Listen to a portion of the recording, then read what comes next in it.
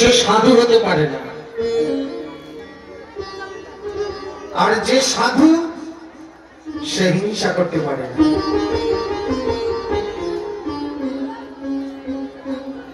সাধুর লক্ষণ ভাগবতী বলছে, মালা তিলক বেশ সিঙ্গারা খাইতে বাইরের বেশ, এতে আপনি সাধু নাও হতে পারেন।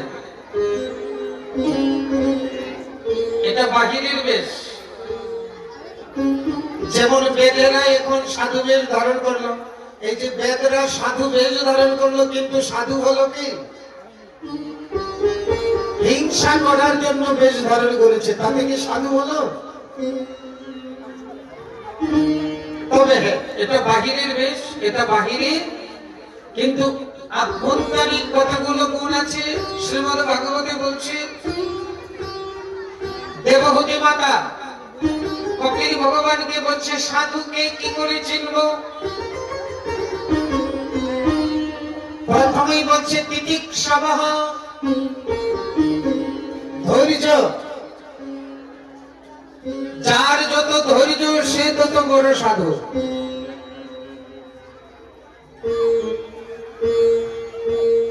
যার যত ধৈর্য বেশি সে তত বড় সাধু। ধৈর্য গুণ যার নাই সে সাধু হতে পারে না। তাই সাধু হতে হলে ধৈর্য ধরতে হবে। এই দেখুন, প্রহ্লাদ মহারাজকে পাগলা হাতির পায়ের তলে ফেললো, সাপ দিয়ে ছিবল দেওয়ালো, বিষ পান করালো, বারবার মৃত্যুদণ্ড দিল, পাথর বেঁধে সাগরের জলে ভাসিয়ে দিল। প্রহ্লাদ কি একটু উত্তেজিত হলো? একটু কি প্রহ্লাদ উত্তেজিত হয়েছে না ক্রোধ করেছে? ধৈর্য, তিতিক্ষাবহ। হরিদাস ঠাকুরকে বাইজবাজারে বেত্রাঘাত করেছে। হরিদাস ঠাকুরকে একটা বেত্রাঘাত করেছে বীরে।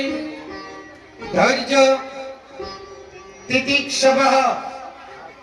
কারণিকঃ, জীবের দুঃখ দেখলে সাধুর হৃদয় বিগলিত হয়ে যায়। সাধুর হৃদয় জীবের দুঃখ দেখলে বিগলিত হয়ে যায়।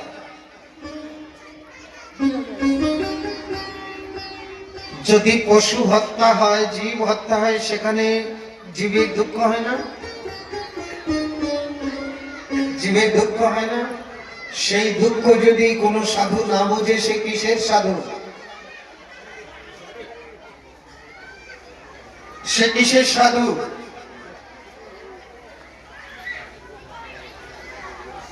প্রথম